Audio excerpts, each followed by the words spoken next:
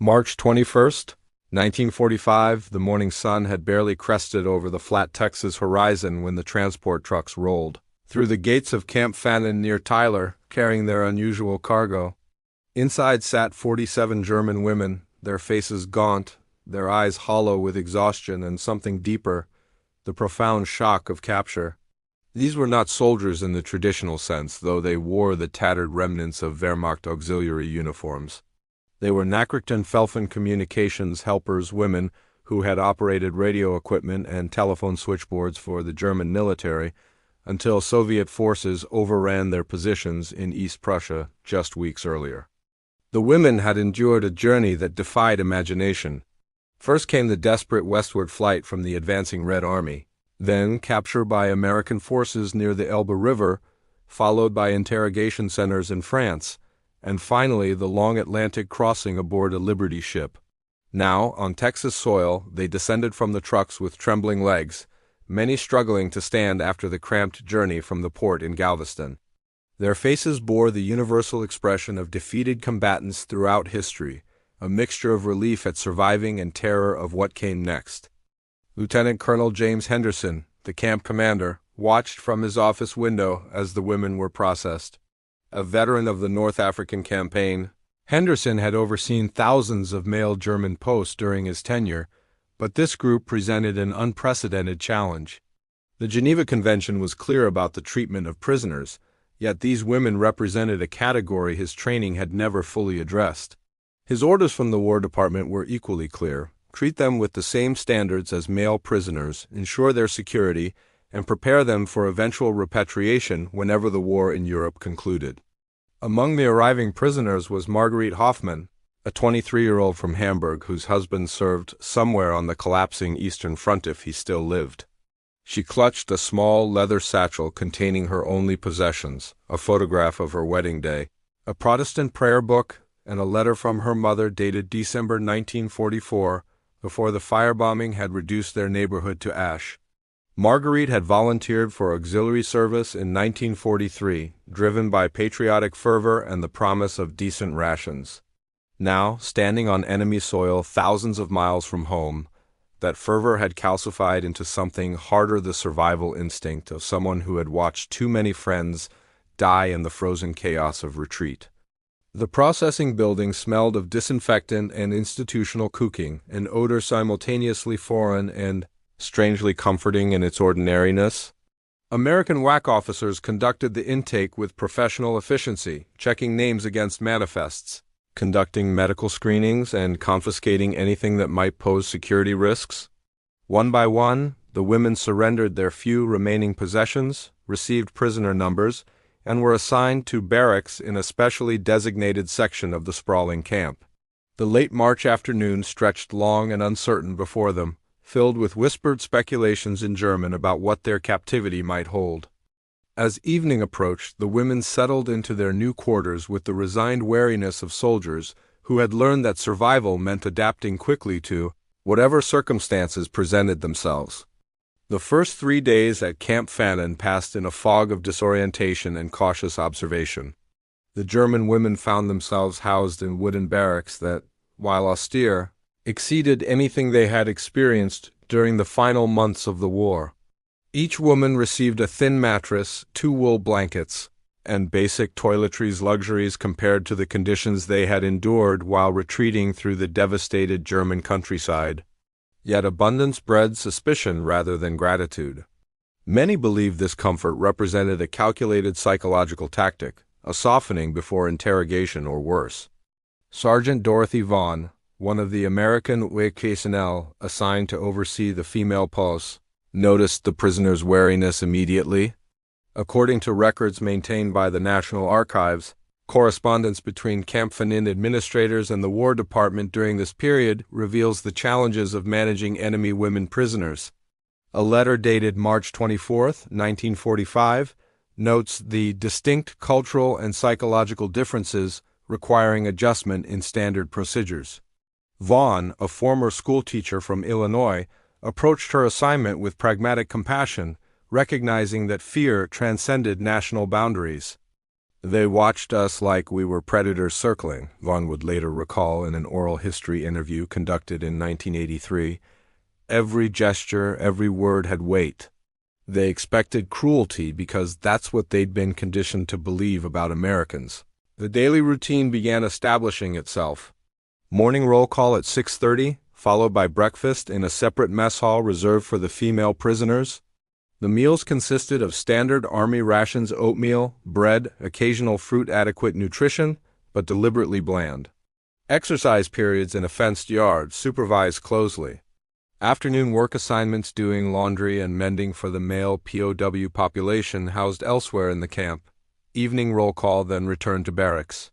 The rhythm was predictable, institutional, and fundamentally non-threatening, yet the women remained guarded.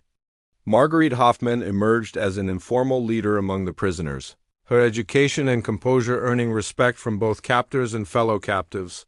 She had studied English literature at university before the war, giving her rudimentary language skills that proved invaluable. Through halting conversations with Sergeant Vaughn, Marguerite began piecing together their situation.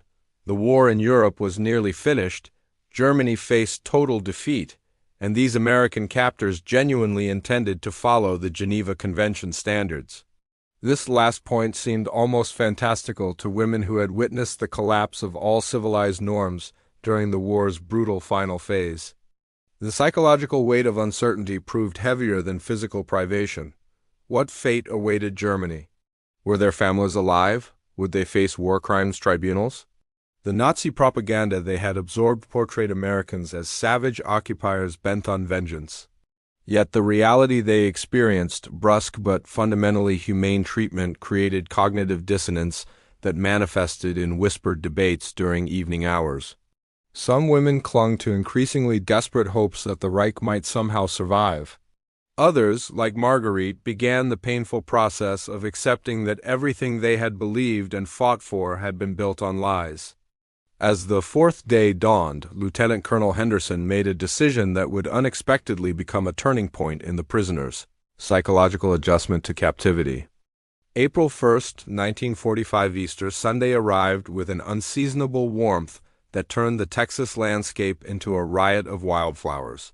Lieutenant Colonel Henderson had spent the previous evening reviewing reports and wrestling with a decision that might seem trivial against the backdrop of global war but carried unexpected significance. The male German posts at Camp Fannin would receive a special Easter breakfast, as permitted under Geneva Convention provisions. Why not extend the same to the women? His administrative officer, Captain Robert Walsh, raised practical concerns. "Sir, we're still establishing baseline protocols for the female prisoners. A sudden change in routine might cause complications, raise expectations we can't sustain long-term." Henderson understood the logic but overruled it. "These women have been through hell, Walsh. It's Easter. We're going to feed them a proper breakfast, same as we'd feed our own people on a holiday." The decision reflected Henderson's personal philosophy, shaped by his Methodist upbringing in rural Oklahoma, that human dignity remained paramount even in wartime. He ordered the mess staff to prepare a full breakfast: bacon, scrambled eggs, toast, real butter, fresh milk for Easter morning. The female prisoners knew nothing of this decision as they assembled for morning roll call under a sky painted in pastels by the rising sun. The routine proceeded as expected: names called, responses given, the mechanical process of accounting for human inventory. Then came the unexpected announcement, translated by Sergeant Vaughn. "Today being Easter Sunday, you will receive a special breakfast. Please proceed to the mess hall." Suspicion rippled through the formation. Special meant different, and different had rarely meant good in their recent experience.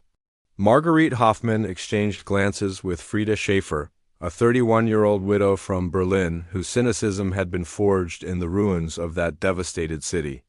"Propaganda," Frieda muttered.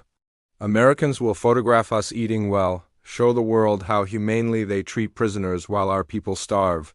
The mess hall bore no obvious signs of theater, no cameras, no assembled officers, no indication this breakfast served any purpose beyond nourishment. The prisoners filed to their tables, institutional discipline overriding uncertainty. Then the kitchen staff began serving, and confusion deepened into something approaching disbelief. The plates held real food, not watery porridge or stale bread, but substantial portions of scrambled eggs still steaming, strips of crispy bacon, slices of toasted bread with actual butter melting into golden pools. Fresh milk in metal cups rather than the weak ersatz coffee that had been their morning standard. The aroma alone triggered responses deeper than conscious thought, the smell of normalcy, of plenty, of a world where breakfast could be more than mere survival fuel. For a long moment, silence gripped the hall. 47 women stared at their plates with expressions ranging from bewilderment to something approaching anguish. No one lifted a fork. Years of rationing in wartime Germany, followed by the desperate starvation of retreat and captivity, had conditioned reflexes that simple abundance now violated. This much food, this quality of food seemed impossible, unreal, perhaps poisoned or part of some cruel experiment. Sergeant Vaughn recognized the paralysis and understood its source. She picked up her own breakfast tray and sat at one of the prisoner tables, a violation of protocol that drew sharp looks from the supervising guards. Without ceremony, she began eating, demonstrating through action what words could not convey. This food was genuine, safe, and theirs to consume. The first woman to break was not Marguerite Hoffman, whose education and composure had made her the unofficial leader, nor Frieda Schaefer, whose hardened cynicism seemed impenetrable. It was Anneliese Bauer, a 19-year-old from a small Bavarian village who had been conscripted into auxiliary service only 7 months earlier. She picked up a strip of bacon, held it to her nose, inhaled deeply, and began to weep. The tears came silently, at first just moisture tracking down hollowed cheeks, but then her shoulders began to shake. The bacon fell from her trembling fingers back onto her plate. "Mein Gott," she whispered. "Mein Gott." The words emerged not as prayer but as involuntary recognition of something fundamental. This was real food, freely given, without cruelty or condition. After months of increasingly desperate rations, after eating grass soup and potato peels, after watching stronger women wither from starvation during the retreat, this simple breakfast demolished every defensive barrier she had constructed. Anneliese's breakdown triggered a cascade. Beside her, Greta Zimmermann, a 27-year-old radio operator from Dresden, put her face in her hands and sobbed with the raw abandon of someone who had forgotten crying was possible. Across the table, Helga Werner, who had maintained stoic silence since capture, made a sound somewhere between laugh and wail before burying her face in her arms. Within moments, nearly half the women in the mess hall were crying, some quietly, some with body-racking intensity while their breakfast grew cold before them. The American personnel present reacted with visible discomfort. The armed guards shifted uneasily, uncertain whether this represented some form of breakdown requiring intervention. The kitchen staff, visible through the serving window, stood frozen in confusion. Only Sergeant Dorothy Vaughn seemed to understand what was unfolding. She remained seated at the prisoner table, her own breakfast forgotten, and simply waited as the emotional storm ran its course. Marguerite Hoffman fought against her own tears with the iron discipline that had carried her through 2 years of war. She stared at her plate, at the yellow eggs and brown bacon and white toast colors so vivid they seemed painted, unreal, belonging to some remembered world from before everything changed. She thought of her mother, who would have considered this breakfast modest. Nothing special, just an ordinary Sunday meal from before the war. That thought of ordinariness, of the simple expectation of sufficiency finally broke through her defenses. The tears came hot and unexpected, carrying with them not just hunger satisfied but a crushing recognition of loss. Loss of home, of certainty, of the future she had imagined, of the lies she had believed, of years that could never be reclaimed. She wept for her husband's unknown fate, for her mother incinerated in Hamburg's firestorm, for her own complicity in a system whose evil she had willfully ignored. The bacon and eggs were not just food. They were evidence of the vast gulf between propaganda and reality, between what she had been told about the enemy and what she now experienced. According to a report filed by Lieutenant Colonel Henderson to his superiors, later archived in the National Archives and Records Administration, the incident at breakfast lasted approximately 15 minutes before the emotional intensity began to subside.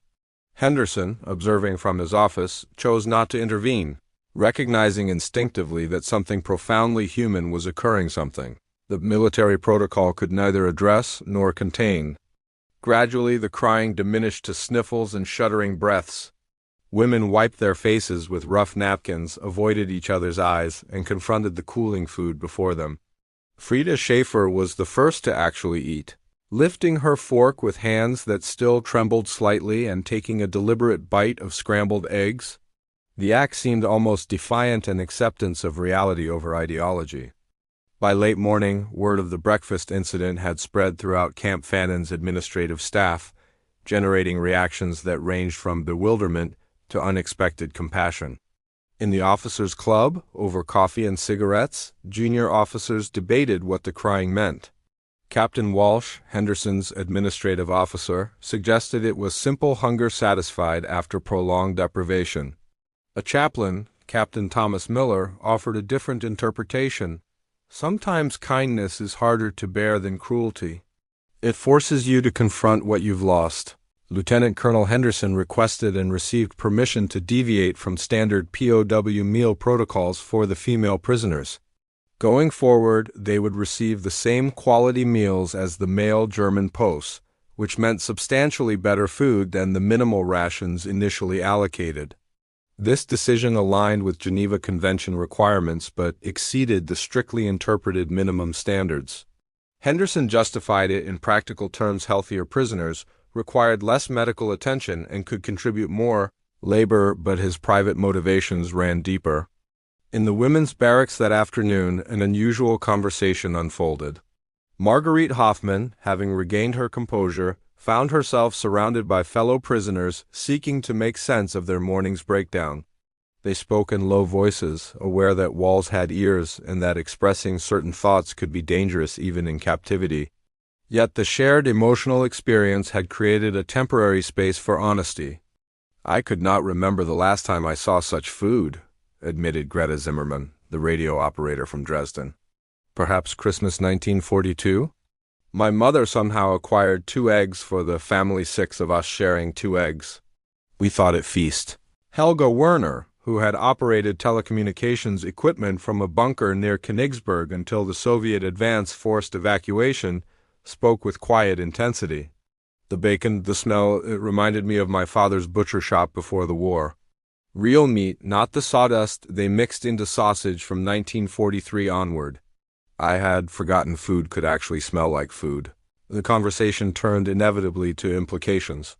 If the Americans fed their prisoners well, and these women had observed similar treatment of the male German posts through the wire fences separating compounds, what did that say about the propaganda they had absorbed?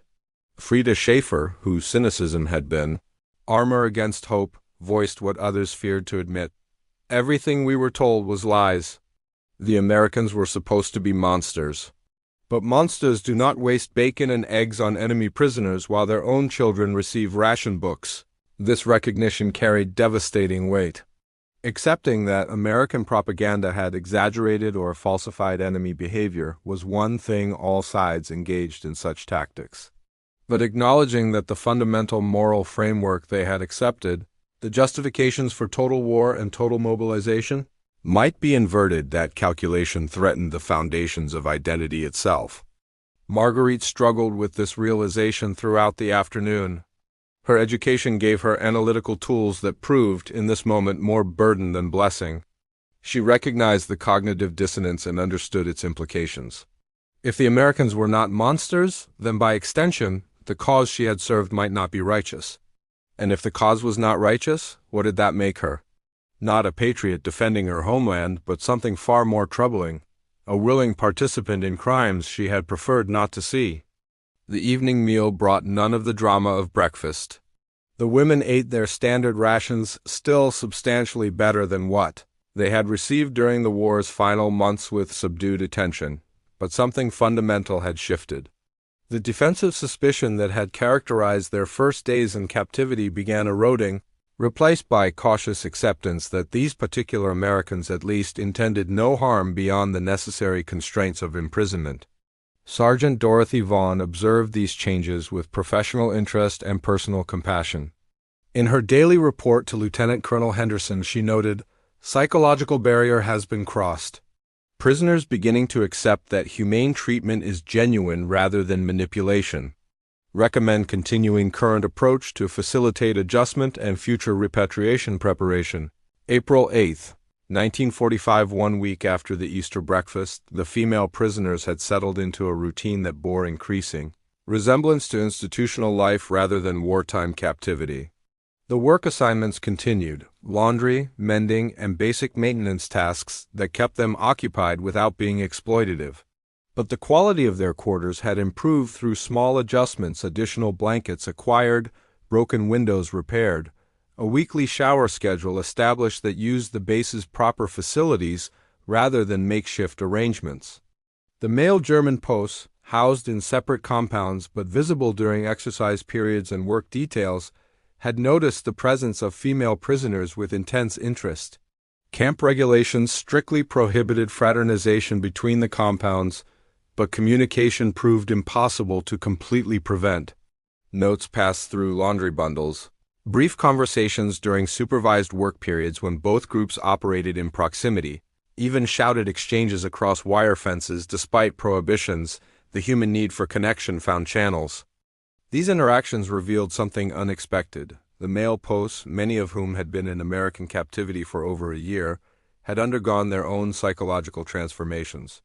Captured during the North African campaign or following the Normandy invasion, they had experienced sufficient time to process defeat and adjust to imprisonment.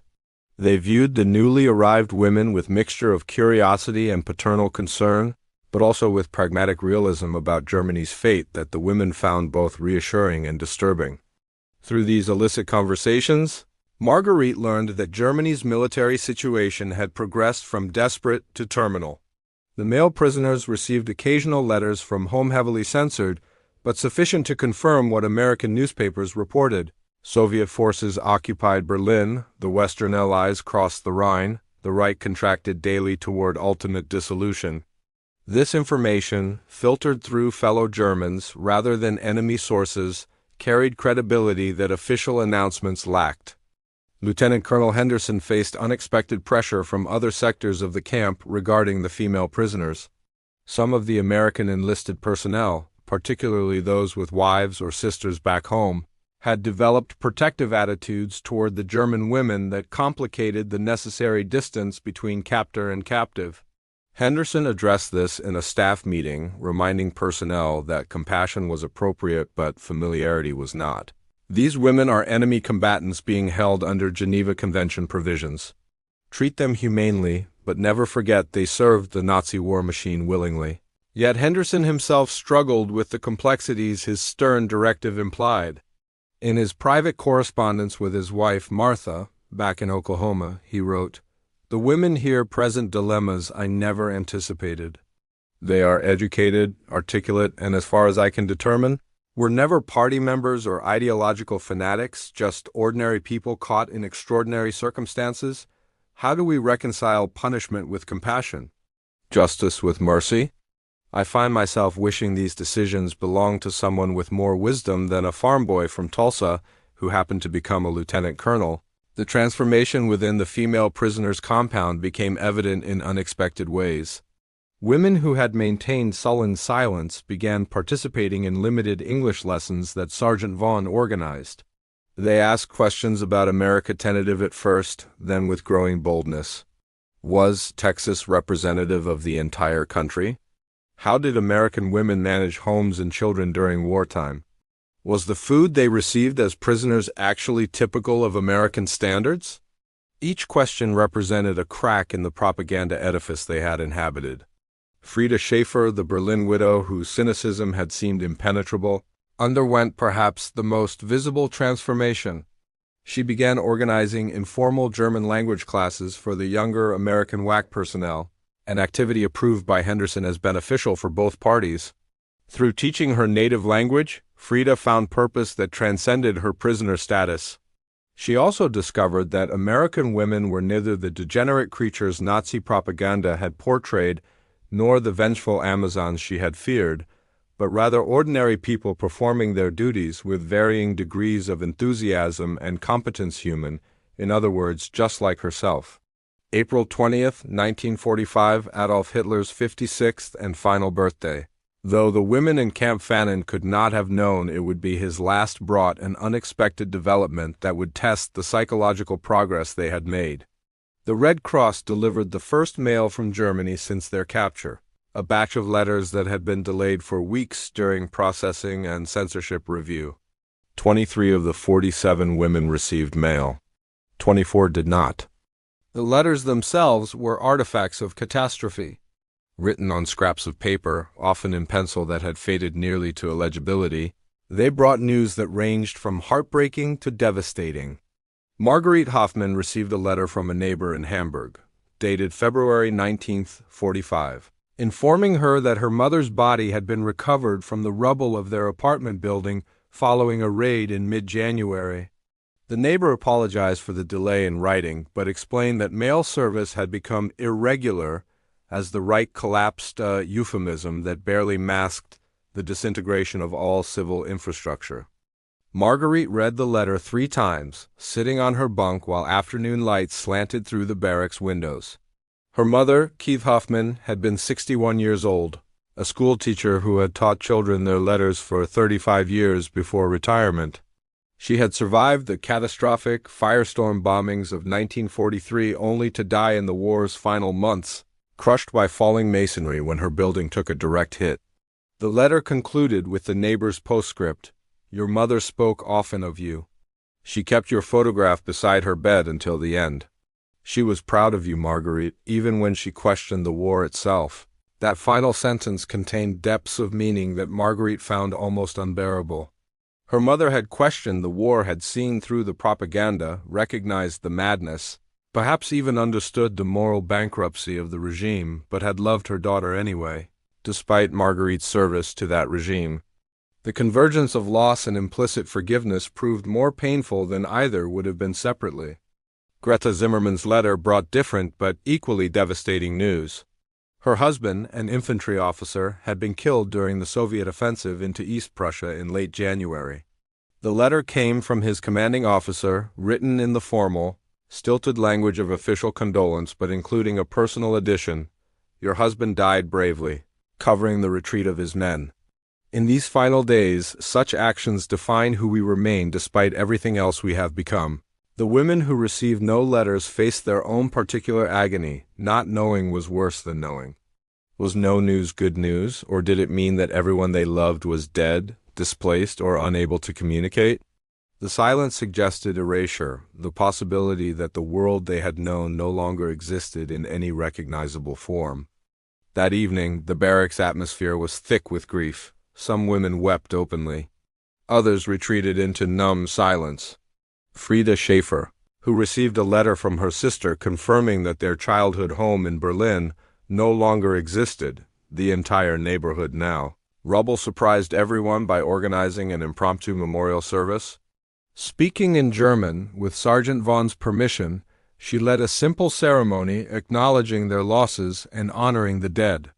It was not political no speeches about the Reich or the Führer, just an ancient human ritual of remembering those who were gone.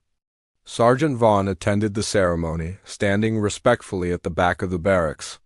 Afterward, she filed a report noting that the arrival of mail from Germany had precipitated significant emotional distress, but also appears to have accelerated prisoners' acceptance of Germany's defeat and current reality. Recommend continued monitored mail delivery as therapeutic despite short-term psychological impact. Lieutenant Colonel Henderson read Vaughn's report and made a decision that exceeded his strict authority. He requested permission from higher command to allow the female prisoners to write reply letters, subject to censorship that would be sent through Red Cross channels. The request was approved within 48 hours. Someone up the chain of command understood that maintaining human connections, even for enemy prisoners, served purposes beyond mere humanitarianism.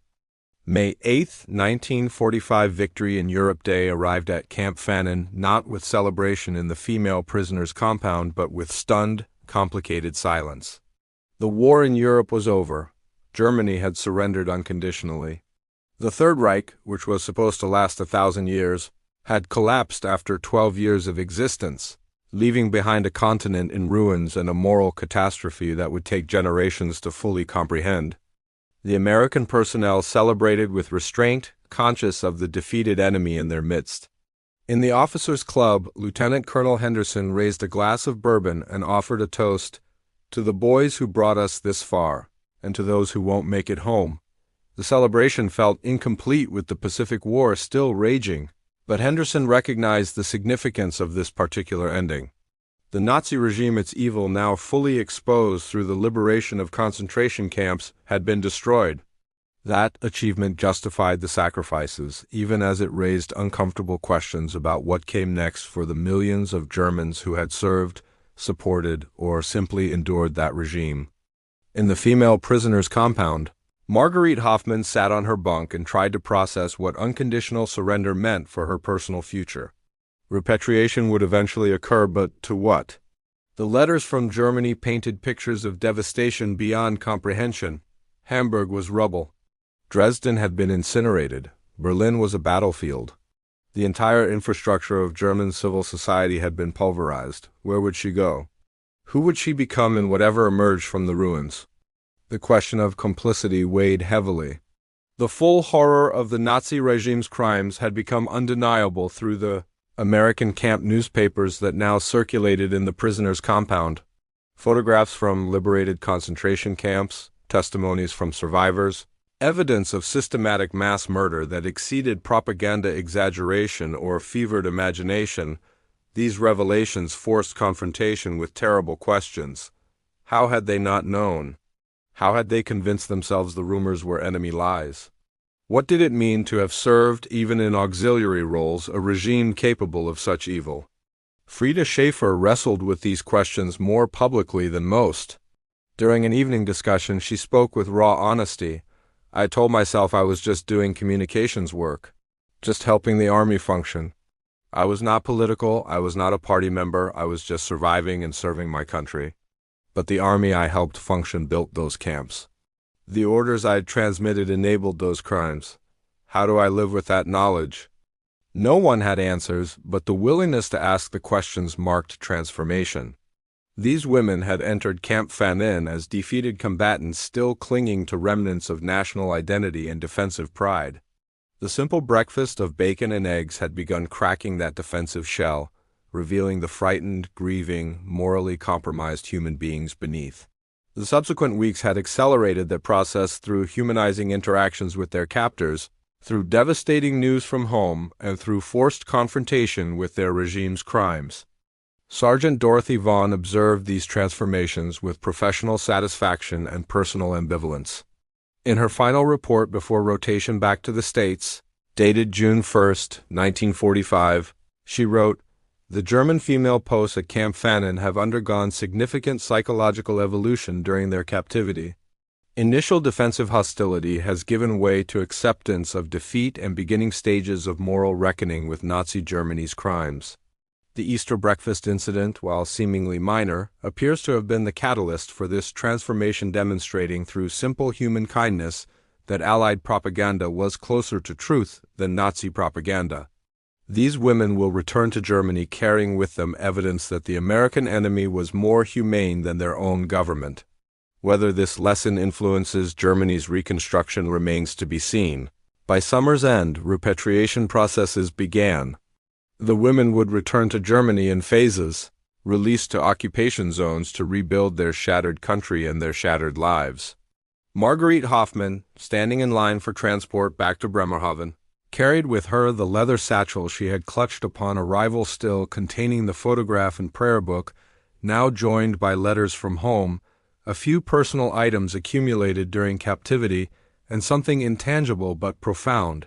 Knowledge that the enemy had fed her bacon and eggs on Easter Sunday, that kindness existed even in war, and that the lies she had believed were inversions of truth. The breakfast that had made them weep had been no propaganda stunt, no calculated manipulation. It had been, impossibly, exactly what it appeared, a simple gesture of human decency that bridged the vast chasm of war and enemy status.